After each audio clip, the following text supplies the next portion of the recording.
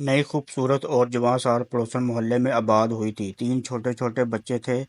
शोर शक्ल ही से खरांट और बदमिजाज लगता था। पड़ोसन की सूरत देखकर ही मोहल्ले के मर्दों की तमाम तर हमदर्दियां खातून के साथ हो गई। खातून ने आहिस्ता आहिस्ता मोहल्ले के घरों में आना जाना शुरू किया।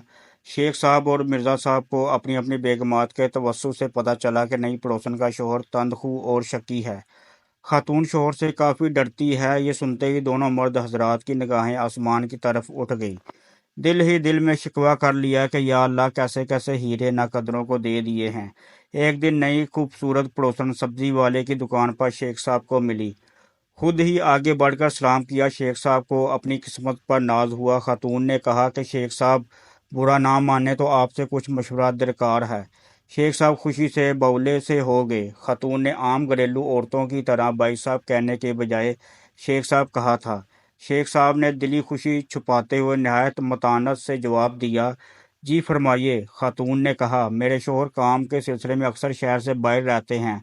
मैं इतनी पढ़ी लिखी नहीं, बच्चों के स्कूल की एडमिशन के सिलसिले में रहनुमाई दरकार थी। खातून ने कहा, यूं सड़क पे खड़े होकर बात करना मुनासिब नहीं। क्या आपके पास वक्त होगा तो चंद मिनट मुझे समझा दे, ताकि मैं कल ही इनका दाखिला करवा दूं। शेख साहब चंद मिनट क्या सदियां बताने को तैयार थे। फौरन कहा, जी ज़रूर आइए। शेख साहब खातून के हमरा चलते हुए घर में दाखिल हुए। अभी सोफे पर बैठे ही थे कि बाहर स्कूटर के रुकने की आवाज़ आई। खातून घबरा गई। या अल्लाह, मेरे शोहर आ गए। इन्होंने तो मेरा और आपका कत्ल ही कर देना है। वो कुछ भी नहीं सुनेंगे। एक काम कीजिए, ये सामने कपड़ों का ढेर है, आप ये नीला दुपट्टा का घूंघट निकाल कर बैठ जाएं और कपड़े इस्त्री करना शुरू कर दें। मैं कह दूंगी कि इस्त्री वाली मासी काम कर रही है।